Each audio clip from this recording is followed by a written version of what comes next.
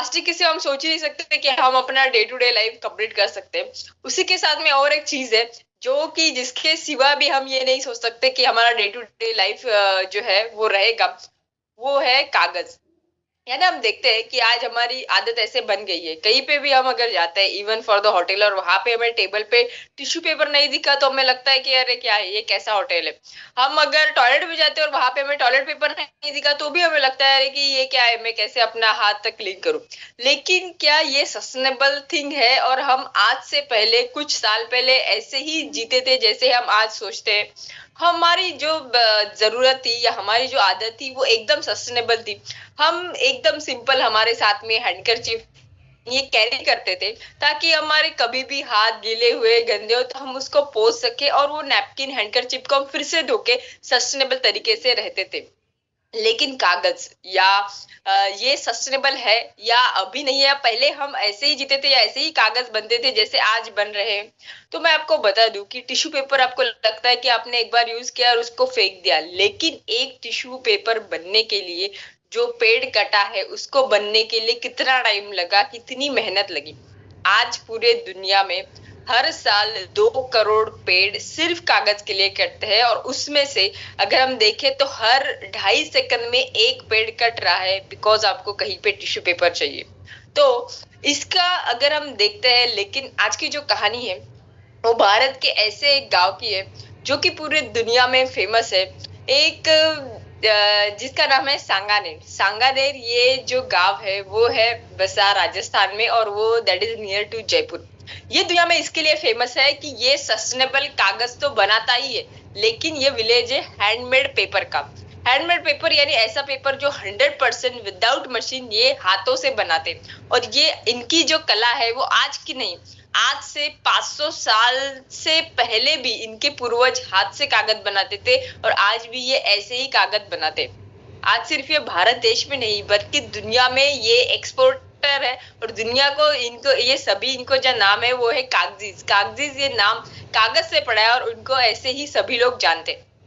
इनमें जो है पहले ऐसा हुआ था कि ब्रिटिशर्स जब भारत में आए उससे पहले भी ये लोग हाथ से ही कागज बनाते थे और ये पूरे भारत देश में हम ऐसे ही इस्तेमाल करते थे। ये जो कला थी ब्रिटिशर्स आने के बाद में उन्होंने अपनी मशीन्स लाई। जैसे उन्होंने मशीन्स लाई इनका जो बिजनेस है वो धीरे धीरे खत्म होने लगा। लेकिन जब गांधी जी ने स्वदेशी मूवमेंट का आगाज किया और वो मूवमेंट के बाद में उन्होंने खुद ने अपना जो भी उनका आश्रम था या जो भी काम थे वहां पे वो 100% यही हैंडमेड पेपर यूटिलाइज करते थे। बाद में ब्रिटिशर्स जाने के बाद में धीरे धीरे हमने ब्रिटिशर्स तो गए लेकिन हमने उनकी टेक्नोलॉजी मशीन्स वैसे ही यूटिलाइज करना शुरू किया। बट आज भी इन्होंने अपनी कला को जिंदा रखा है और भारत देश में और भारत के बाहर भी ये अपना जो पेपर है उसको लेके जाते हैं। ये बनता कैसे? ये 100% जयपुर या राजस्थान हमें पता है कि वो है फेमस अपने कपड़े के लिए। अजरक प्रिंटिंग ये इसके बाद में कपड़े के बाद में जो भी बचा कुचा कपड़ा रहता है, जो एग्रीकल्चरल वेस्ट रहता है उसका पल्प बना के उससे ये पेपर बनाते हैं। अगर इसमें कुछ डेकोरेटिव बनाना है, आपके पेपर को अरोमास चाहिए तो वैसे ये अरोमास ऐड करते हैं। थोड़ा ग्लिटरी चाहिए तो इसको ग्लिटरिंग वैसा देते हैं। लेदर का फॉर्म चाहिए तो उस तरीके से उनको लेदर भी बनाते हैं। ऐसी ये कहानी है आज भारत देश की किसी कोने में बसे हुए एक कला की, लेकिन वो कला पूरे दुनिया में अपने हिसाब से अपना नाम रोशन कर रहा है और बिजनेस कर रहा है। एमसीएल भी यही चाहती है कि भारत देश के हर एक हुनर को वो पूरे दुनिया तक लाए और इसी तरीके से भारत देश को फिर से number 1 economy in the world बनाए। तो चलिए बुलाते हैं ऐसे इंसान को जिनको ये 100% पता है कि इसको कैसे करना है। ऐसे हमारे एमसीएल के MD and CEO doctor Shyam gulab sir. Thank you. आज गणतंत्र दिन है, आज प्रजासत्ताक दिन है। आप सभी को इस गणतंत्र दिन की, इस प्रजासत्ताक दिन की बहुत बहुत शुभकामनाएं। दोस्तों, हर 15 अगस्त को हम स्वतंत्रता दिन मनाते हैं। स्वतंत्रता दिन जिस दिन ये अंग्रेज हमारा भारत छोड़ के चले गए थे, अंग्रेजों की गुलामी से हमें मुक्ति मिली थी। लेकिन उतना ही इंपॉर्टेंट ये हमारा आज का प्रजासत्ताक दिन भी है, ये गणतंत्र दिन भी है, क्योंकि इस दिन ऐसे हुआ कि इस दिन से ये देश लोगों के हाथ में आ गया। इस दिन से ये प्रजातंत्र से, राजातंत्र से लेके प्रजातंत्र बन गया। ये वो दिन है कि जिस दिन से इस देश को लोग चला रहे हैं।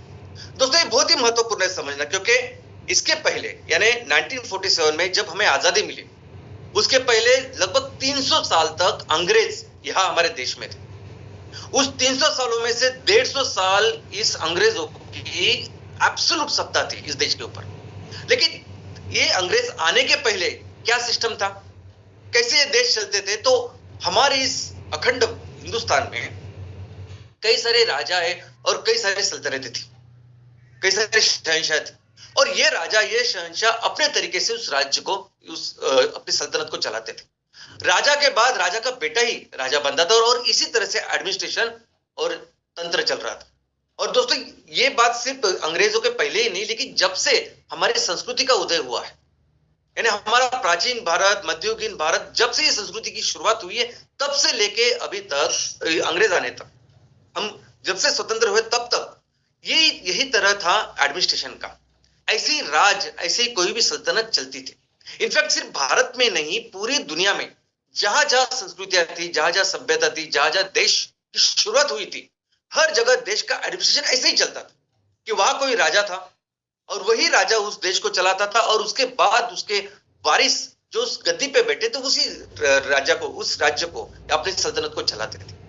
तो ये वो दिन है जब पहली बार ये राजा तंत्र को निकाल के ये सब तंत्र, ये देश लोगों के हाथ में है। और ये बहुत ही महत्वपूर्ण है, बहुत ही महत्वपूर्ण है कि अंग्रेज जिस तरह से आए थे वैसे ही नहीं, ये सिर्फ आजादी नहीं, तो आजादी भी मिली, और इस आजादी के बाद ये पूरा विशाल देश आया किसके हाथ में? लोगों के हाथ में। अब लोग इसको चलाएंगे हमेशा के लिए, लोग उनको, उनके प्रतिनिधि को चुन के देंगे, और लोग अपने इस देश को चलाएंगे। लोग इस देश की सबसे बड़ी पावर होगी। और दोस्तों, ये आज की तारीख में अगर आप देखोगे तो हमारा देश दुनिया का सबसे बड़ा ऐसा लोकतांत्रिक देश है, ऐसा देश की जहां जिसको लोग चलाते हैं। अभी वैसे आकार मान से देखे तो हमारे देश से 3 गुना बड़ा अमेरिका है, और अमेरिका भी लोकतांत्रिक देश है, लेकिन देश बनता है लोगों से। तो अगर लोगों की बात करें तो अमेरिका से 4 गुना ज्यादा लोग अगर कहीं है तो वो भारत में। तो आज भारत ये दुनिया का सबसे विशाल, सबसे बड़ा ऐसे लोकतांत्रिक देश है जिसको लोग चलाते हैं। तो किसने ये अधिकार दिया लोगों को? लोग इस देश को चलाएंगे, लोकतंत्र इसमें आएगा। किसने अधिकार दिया? क्या अंग्रेजों ने दिया जाते जाते? क्या कोई बाहर की अंतरराष्ट्रीय संस्था थी जिन्होंने ये अधिकार दिया हमें कि इस देश को आने वाले दिनों में लोग चलाएंगे? तो नहीं, ये अधिकार दिया हमें हमारे संविधान में। हमारी राज्य घटना, हमारा संविधान इसने इस राजा तंत्र को बंद करके प्रजातंत्र की शुरुआत। हमारा ये संविधान है कि जो सबसे बड़ा पावर इस देश में किसको देता है? तो लोगों को देता है। हमारा संविधान है कि जिसने ये नई चीज की शुरुआत की है। दोस्तों, हमारा जो संविधान है वो हमारे देश का सर्वोच्च कानून है। ये सर्वोच्च कानून है कि आज हमारे देश में अगर किसी भी न्यायालय में, यानी सर्वोच्च न्यायालय से लेके किसी भी तहसील के लेवल पे या किसी भी छोटे से छोटे न्यायालय में अगर कोई फैसला होता है तो वो फैसला होता है इसी कानून के आधार पर, इसी संविधान के आधार पर। अगर हमारे किसी भी संस्था में, यानी ग्राम पंचायत से लेके राज्य से लेके केंद्र तक, अगर किसी भी संस्था में अगर कोई नियम बनता है, अगर कोई कानून बनता है, अगर कोई डिसीजन लेते हैं, तो वो सभी डिसीजन, सभी न्याय, सभी कानून, सभी नियम बनते ही इसी संविधान के आधार पर। हमारे देश का सर्वोच्च जो नियम है, सर्वोच्च जो कानून है, वो ये हमारा संविधान है। दोस्तों, 1947 में हमें आजादी मिली, तो इस आजादी के बाद कैसे ये देश चलेगा, कौन सी घटना से ये देश चलेगा, कौन से संविधान से देश चलेगा, इसके लिए एक समिति गठित की गई, और इस समिति के अध्यक्ष थे डॉक्टर बाबा साहेब अम्बेडकर। और इन्होंने ये संविधान बना के, ये कमेटी ने संविधान बना के 26 नवंबर 1949 यानी 1949 को उन्होंने संसद के सामने पेश किया। और ये वो दिन था 26 नवंबर 1949 की जब संसद ने, राष्ट्रपति ने इसको सम्मत किया। और ठीक 2 महीने बाद यानी 26 जनवरी 1950 को ये देश, ये संविधान, ये राज्य घटना पूरे देश को लागू हुई। और इसीलिए वो दिन है 26 जनवरी की, जिस दिन को हम हर साल मनाते हैं, प्रजासत्ताक दिन के तौर पर मनाते हैं, इसको सेलिब्रेट करते हैं। दोस्तों, आज दुनिया में ऑलमोस्ट 200 देश है। अब इस 200 देश, हर देश चलता है किसी न किसी घटना के ऊपर, किसी न किसी संविधान के ऊपर, किसी न किसी न्याय के ऊपर, यानी इस नियम के ऊपर। और ये दुनिया के सभी जो संविधान है, दुनिया के सभी जो राज्य घटना है, सबसे बेस्ट, सबसे बेहतर अगर कोई राज्य घटना है दुनिया में, तो वो है भारत की राज्य घटना। दोस्तों, भारत की राज्य घटना इतनी डिटेल, यानी सबसे बड़ी लिखी हुई हस्तलिखित ऐसी राज्य घटना है। और सिर्फ हस्तलिखित राज्य घटना ही नहीं, इतनी विस्तृत है, इतनी डिटेलिंग इसमें है, इतने हर चीज का इसका विचार किया है कि जो किसी भी राज्य घटना में हुआ नहीं। अभी अमेरिका के बारे में देखिए आप। अमेरिका में जो लोकतंत्र की शुरुआत हुई है, डेमोक्रेसी की शुरुआत, वो 1790 में हुई है। तब से लेकर अमेरिका में लोकतंत्र चालू। ऑस्ट्रेलिया में 1900 के बाद लोकतंत्र की शुरुआत हुई। भारत, लेकिन उन दोनों का अगर आप संविधान देखोगे, अमेरिका संविधान ऑलमोस्ट सिर्फ 8000 शब्दों का है। ऑस्ट्रेलिया का संविधान देखोगे आप तो ऑलमोस्ट 17000 शब्दों का है। और हमारा संविधान ऑलमोस्ट 1.5 लाख शब्दों का है। इतना डिटेल कोई भी संविधान नहीं। इनफैक्ट भारत के बाद में कई बड़े बड़े देश लोकतांत्रिक बने, रशिया बना, चीन बना, ब्राजील बना, साउथ अफ्रीका बना। लेकिन इन सभी देशों के अगर आप संविधान देखोगे तो कोई भी संविधान इतना डिटेल में नहीं, इतना बेहतर नहीं है। तो दुनिया का सबसे बेस्ट, बेहतर अगर संविधान कोई है तो वो अपने भारत का संविधान है। और दोस्तों, ये जो समिति गठित हुई ये संविधान बनाने के लिए, ये इसमें बहुत ही रिस्पेक्टेड, बहुत ही टैलेंटेड ऐसे लोग थे। इन्होंने इस संविधान को लगभग 3 साल में, यानी 2 साल 11 महीने और कुछ दिन में बनाया। अभी इस दिन में उन्होंने क्या, तो दिन रात मेहनत की। इन्होंने दुनिया में जितने भी संविधान थे, जितने भी राज्य घटना थे, उसकी पढ़ाई की। और उन्होंने देखा कि हमारे देश को क्या चाहिए।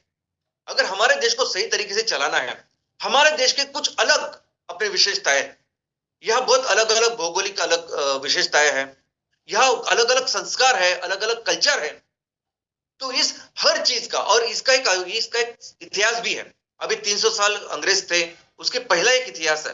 तो हर इन चीजों को ध्यान में रखते हुए आने वाले दिनों में जब इस देश का हम इसका ख्याल रखें, इस देश को और बेहतर बनाए, कैसे बेहतर बनाए, इसके लिए इस कमेटी ने पूरी पढ़ाई की। और इसलिए हमारी जो राज्य घटना बनी ना, इस राज्य घटना बनाने के लिए उन्होंने दुनिया के जितने भी संविधान थे, उसमें से जो अच्छी अच्छी चीज है वो उन्होंने ली, जो हमारे देश के लिए जरूरी थी।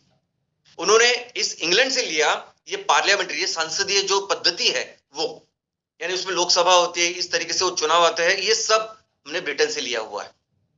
आयरलैंड से हमने लिया डायरेक्टिव प्रिंसिपल्स, जो इस पे शामिल है। अमेरिका से हमने लिया मूलभूत अधिकार, फंडामेंटल राइट्स। उसी के साथ अमेरिका से हमने लिए पूरी जुडिशियल सिस्टम, यानी आज हमारे देश में जो भी जुडिशियल सिस्टम है, सुप्रीम कोर्ट से लेके छोटे सा पूरा जो कोर्ट का जो स्ट्रक्चर है, वो हमने अमेरिका से लिया है। कनाडा से हमने लिया फेडरलिज्म, यानी गणराज्य जो सिस्टम है वो। अभी हमारे देश में, जैसे मैंने कहा कि पहले भी बहुत सारे छोटे छोटे राज्य थे, अभी भी अलग अलग राज्य है, अलग अलग राज्य की अपनी अपनी विशेषताएं, अपनी अपनी संस्कृति है। तो अपना देश अपने संविधान में ये लिखा है कि हम उस सभी का सम्मान करेंगे, लेकिन उसी के साथ एक पावरफुल सेंटर होना चाहिए ताकि वो हमारे देश की अखंड और एकात्मता को आगे लेके जाए। और ये हमने लिया कनाडा से। ऑस्ट्रेलिया से हमने ली कंकरेंट लिस्ट। कंकरेंट लिस्ट यानी ऐसी लिस्ट, ऐसे सब्जेक्ट्स, विषयों की लिस्ट की जिसपे केंद्र भी शासन बना सकता है, नियम बना सकता है, और राज्य भी नियम बना सकते हैं। फिर रशिया से हमने लिए फंडामेंटल ड्यूटीज, यानी मूलभूत कर्तव्य। जैसे हमारे मूलभूत अधिकार है, वैसे मूलभूत कर्तव्य भी राष्ट्र के प्रति, वो हमने रशिया से ली। फ्रांस से हमने ली एकात्मता, उदारमतवाद, लिबर्टी, आजादी और समानता। जर्मनी से हमने ली ऑफ कोर्स द इमरजेंसी के प्रोविजंस, जो जर्मनी में कई साल तक थी। साउथ अफ्रीका से हमने ली राज्यसभा, और जापान से हमने ली प्रोसीजर्स। तो ऐसे कई सारे देशों के जो अलग अलग चीजें हैं, उसकी पढ़ाई करके जो हमारी जरूरतें हैं उसको समझ के हमने संविधान का निर्माण किया। और दोस्तों, ये जो हमारा संविधान है, इनफैक्ट हर देश का जो संविधान है, हर देश की जो राज्य घटना है जिसकी वजह से वो देश चलता है, अभी वो देश कैसे चलेगा वो डिपेंड करता है उनके सोच के ऊपर। तो हर देश की एक सोच है, हर देश की एक सोच है कि हम अपने देश को कैसे चलाना चाहते हैं, हम अपने देश को किस दिशा में लेके जाना चाहते हैं, और हमारे देश में सबसे जरूरी क्या है, सबसे महत्वपूर्ण क्या है। और इस इस सोच से उन्होंने अपने अपने देश का संविधान, अपने अपने देश की राज्य घटना, नियम बनाए। वैसे भी हमारी एक सोच है, हमारी एक सोच है कि हम अपने देश को कैसे चलाना चाहते हैं। हमारी एक सोच है कि हम अपने देश को किस दिशा में लेके जाना चाहते हैं। हमारी सोच है कि हम अपने देश में सबसे ज्यादा महत्व किसे देते हैं। और ये जो सोच है, ये आती है हमारे प्रीएम्बल में। प्रीएम्बल इस शब्द का अगर लिटरल मीनिंग हम देखेंगे तो इसका अर्थ होता है प्रस्तावना, उद्देश्य या उद्देशिका। लेकिन अगर ये हमारा संविधान बहुत लंबा है, बहुत बड़ा है, अगर हम इसको पढ़ नहीं सकते, तो कम से कम अगर एक सिंगल पेज ये संविधान का, एक सिंगल पेज ये उद्देश्य का, ये प्रीएम्बल अगर हम पढ़ेंगे तो भी हमें समझ में आता है कि हमारा जो संविधान बना हुआ है उसके पीछे क्या सोच है। दोस्तों, ये प्रीएम्बल नहीं है, ये आत्मा है, ये हमारे संविधान की आत्मा है और आगे जो है उसका शरीर है। इसको समझना, हर शब्द को समझना बहुत ज्यादा जरूरी है। अभी चलिए इसको समझते हैं। इसमें लिखा है कि हम भारत के लोग, इसकी शुरुआत होती है अभी हम भारत के लोग, इसका मतलब ये जो संविधान बनाया ये हम लोगों ने बनाया। ये संविधान किसी ने बना के हमें दिया नहीं, किसी ने हमारे ऊपर थोपा नहीं है, हमने बनाया। हम इसको चलाने वाले हैं, हम इसकी स्वीकृत करते हैं। तो हम भारत के लोग भारत को एक संपूर्ण प्रभुत्व संपन्न समाजवादी पंथ निरपेक्ष लोकतंत्रात्मक गणराज्य बनाने के लिए, यानी हम अपने देश को कैसे बनाते हैं, कैसे बना रहे हैं इस संविधान के साथ, तो ये इन्होंने लिखा है समाजवादी पंथ निरपेक्ष तो लोकतंत्रात्मक गणराज्य बनाने के लिए, तथा उसके समस्त नागरिकों को, यानी उसके जो देश बनता है एक्चुअली लोगों से, तो लोगों की जब तरक्की होगी तो देश की तरक्की होगी। तो लोगों के लिए क्या करती है संविधान, तो लोगों के लिए संविधान देती है न्याय, सामाजिक, आर्थिक और राजनीतिक न्याय। संविधान देता है स्वतंत्रता, विचार, अभिव्यक्ति, विश्वास, धर्म और उपासना की स्वतंत्रता। देते ही समता, प्रतिष्ठा और अवसर की समता प्राप्त कराने के लिए, तथा उन सब में व्यक्ति की गरिमा और राष्ट्र की एकता और अखंडता सुनिश्चित करने वाली बंधुता बढ़ाने के लिए दृढ़ संकल्प होकर हम अपनी इस संविधान सभा में आज तारीख 26 नवंबर 1949 को इस संविधान को अंगीकृत, अधिनियमित और आत्मार्पित करते हैं। तो ये जो प्रीएम्बल, ये एक्चुअली संविधान की आत्मा है और उसके हर शब्द को समझना बहुत इंपॉर्टेंट है, बहुत जरूरी है। यह संविधान कहता है कि हमारा देश आज से सोशलिस्ट है। सोशलिस्ट का मतलब है समाजवादी।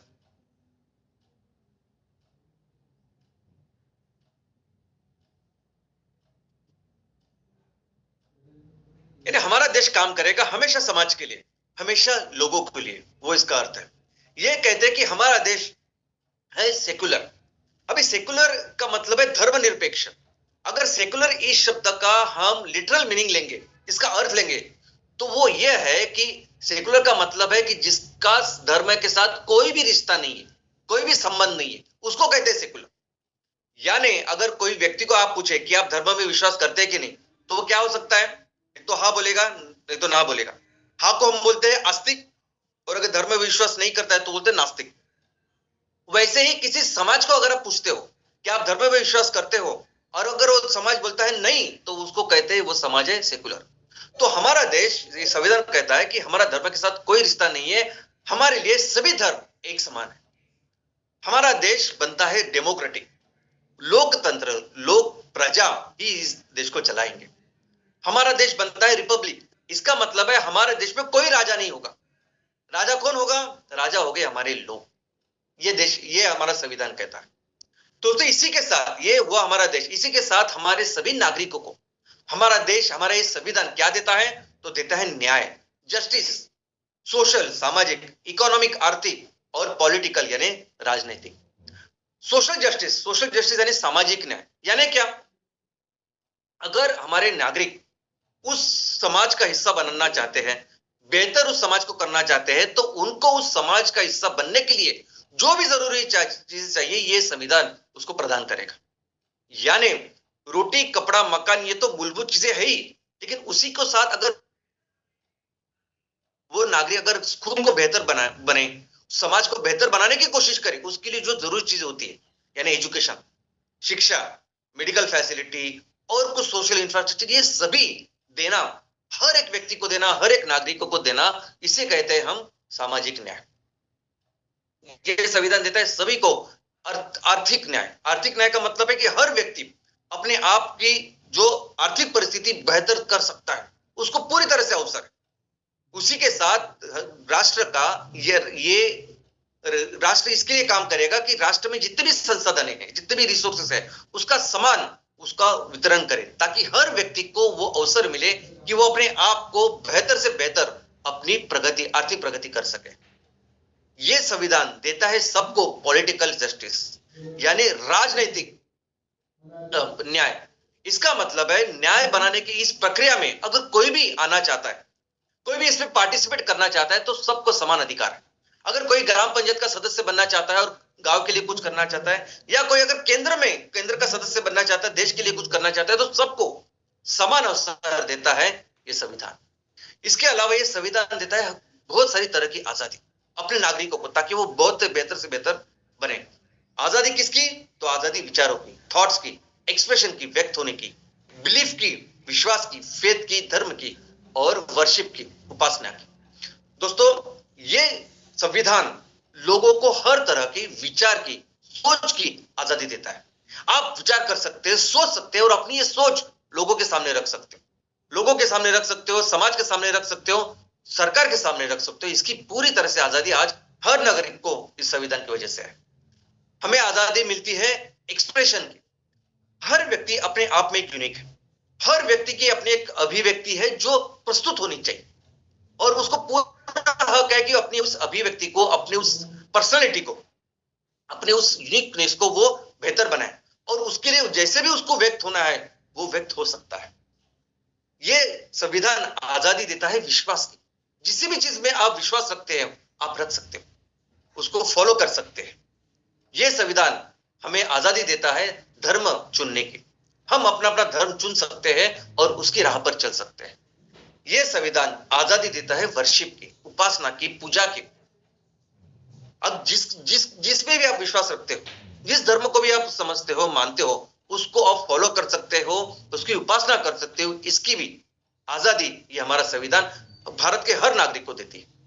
इसके अलावा यह संविधान देता है हर नागरिक को इक्वालिटी, समानता। समानता किसकी? Status and opportunity. अब स्टेटस का मतलब क्या है? स्टेटस का मतलब है प्रतिष्ठा।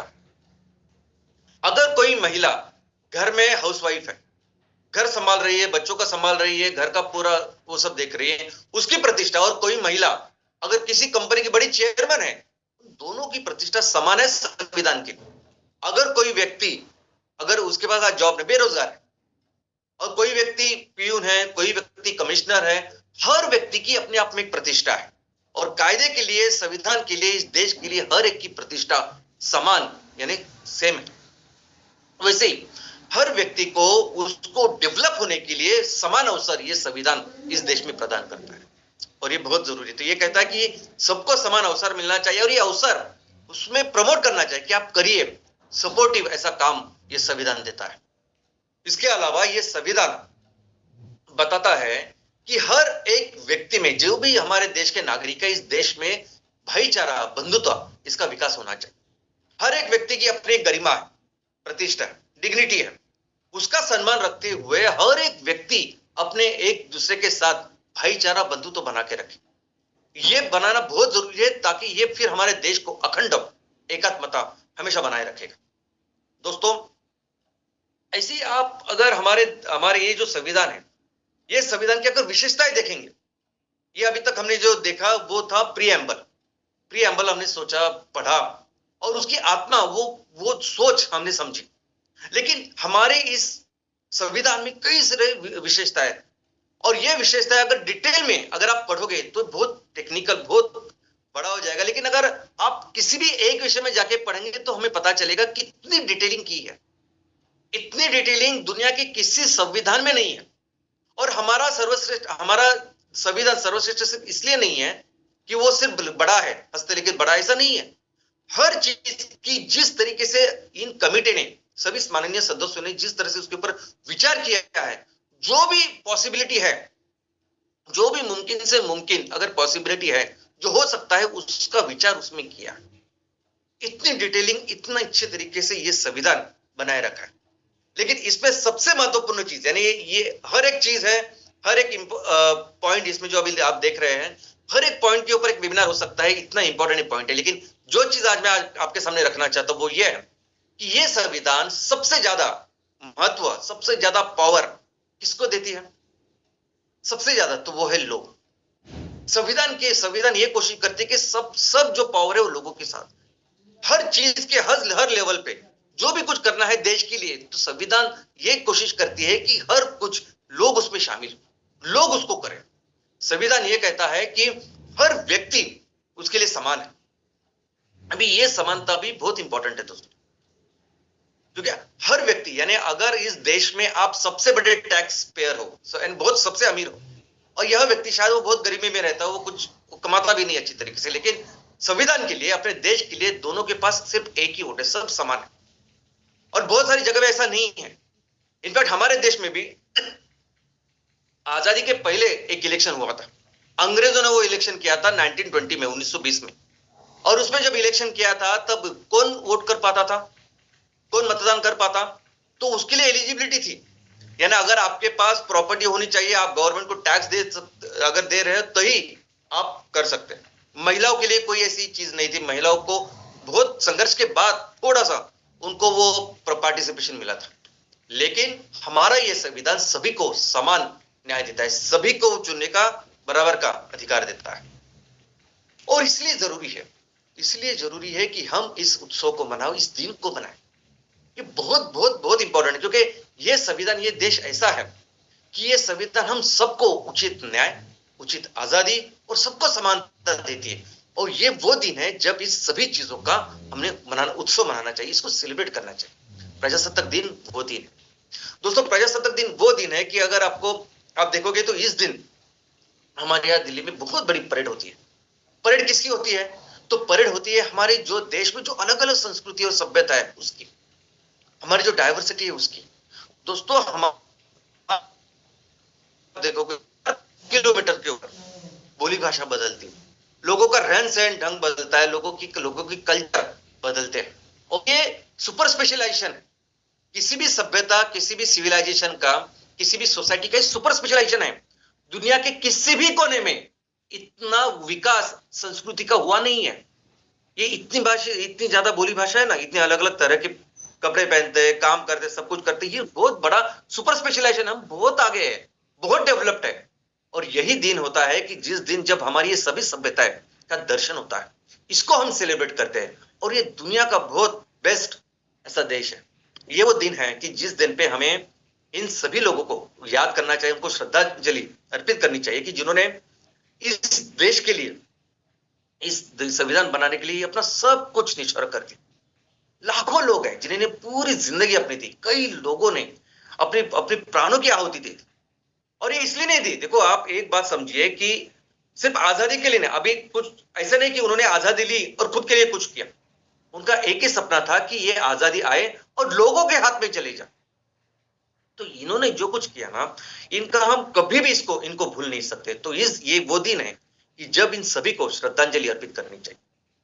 और दोस्तों ये वो दिन है जब हमें ये समझना चाहिए कि हमारे देश में सबसे महत्वपूर्ण है लोग।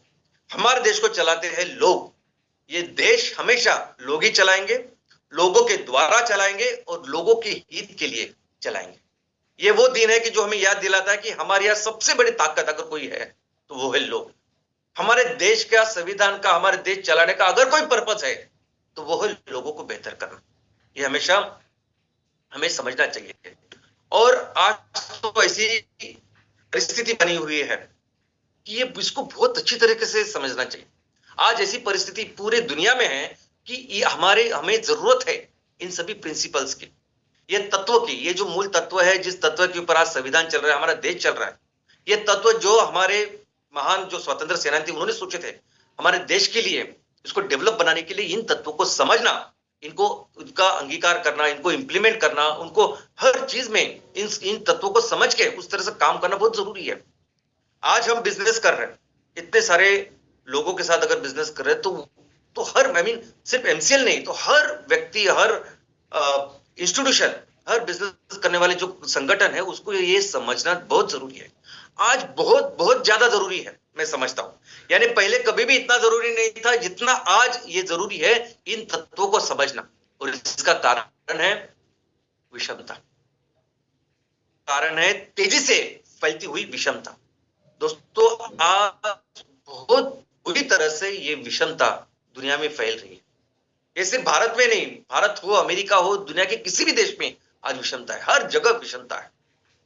जो आप यानी विषमता कम ज्यादा होगी ये अलग बात है, लेकिन हर जगह विषमता है और ये बढ़ रही है दिन ब दिन।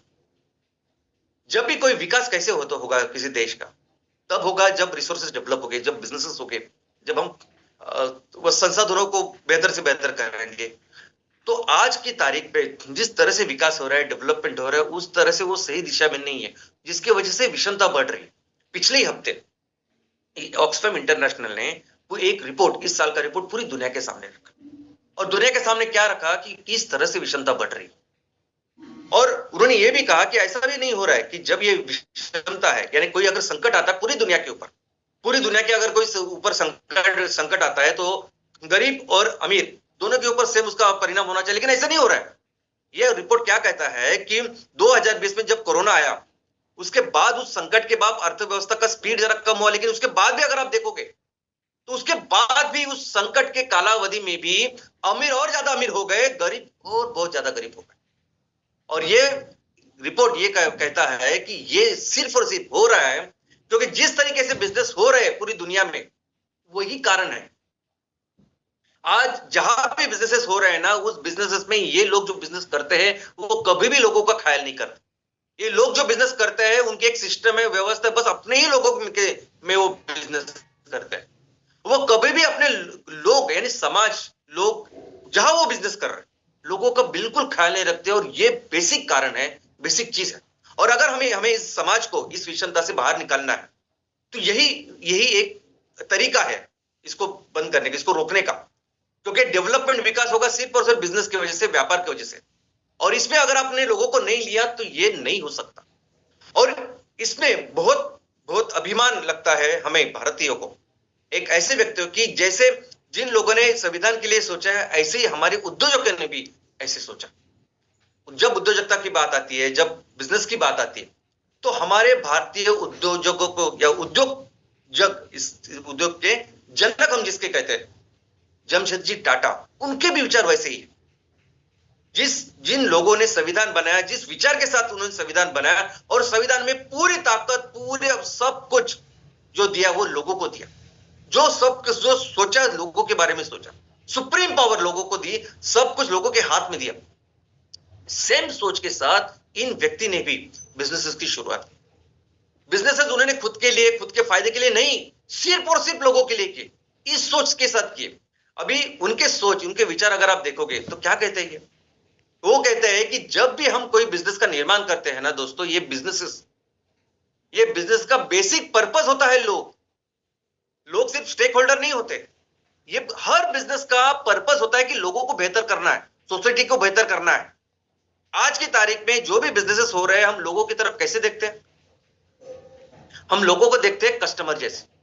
कस्टमर इज किंग, कस्टमर राजा होता है, ये होता है, वो होता है, और कस्टमर के लिए सब कुछ करना चाहिए, ये मूल तंत्र होता है। और कौन कस्टमर? वो कस्टमर जो मेरा प्रोडक्ट लेगा।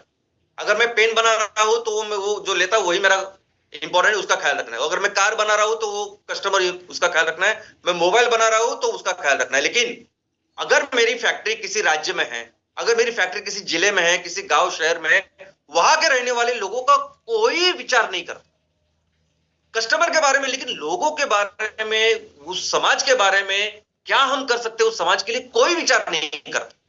बोले उस प्रोसेस में भी हमारे आजू बाजू जहां मैं प्रोजेक्ट लगा रहा हूं, काम कर रहा हूं, बिजनेस कर रहा हूं, उनको लेके कुछ करूं, ये भी कोई विचार नहीं करता।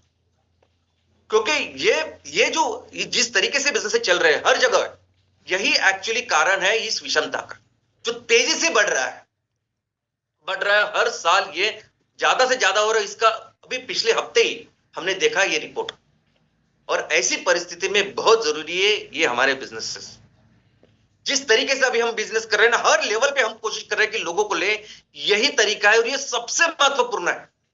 भले ही आज कई सारे लोग कम ज्यादा बोलते हैं, ऊपर नीचे, वो सब ठीक है, लोग नहीं समझते इन चीजों को, उनको लगता है कि वैसे ही बिजनेस होने चाहिए जैसे पूरी दुनिया में होते हैं। नहीं कर सकते हम ऐसे बिजनेस। हम कोशिश करते हैं कि हर जगह पर, हर लेवल पे कैसे लोगों के साथ करो, नहीं जाना उन लोगों के उन्हीं सिस्टम के साथ जैसे बाकी के लोग कर रहे हैं। ये आज हमें तकलीफ हो रही है, हमें हो रही है, आपको हो रही है, लेकिन ये टेम्पररी है, बहुत टेम्पररी है। अभी आने वाले दिनों में आप समझेंगे किस तरह ये सब निकल जाएगा और उस लेवल पे हम लोग जाएंगे। और वही तभी ये सभी लोग रियलाइज करेंगे कि कितना जरूरी है, कितना जरूरी है इस तरीके से बिजनेस करना, कितना जरूरी है उस गांव के हर व्यक्ति, हर लोगों को अपने साथ में लेना, उसके विकास के बारे में सोचना। और दोस्तों यही एक तरीका है लोगों को विषमता से बाहर निकालने, जिसके ऊपर एमसीएल काम कर रही है और बहुत जल्दी हम बहुत ही बड़े लेवल पे इसको करेंगे। और दोस्तों आने वाले दिनों में यही तरीका होगा वर्ल्ड बिजनेसेस का। लोग आएंगे एमसीएल में और लोग देखेंगे किस तरह से बिजनेस होते हैं और ऐसे ही बिजनेस करने की कोशिश करेंगे अपने देशों में, अपने अलग अलग जगह पे, क्योंकि यही तरीका है दुनिया को इस विषमता से बाहर निकालना। और इस तरीके से हम दुनिया की सबसे बड़ी अर्थव्यवस्था बनेंगे और फिर से हमारे देश को दुनिया का सबसे महान देश बनाएंगे। आप सभी को फिर से एक बार गणतंत्र दिन की बहुत बहुत शुभकामनाएं। जय हिंद, जय एनसीएल।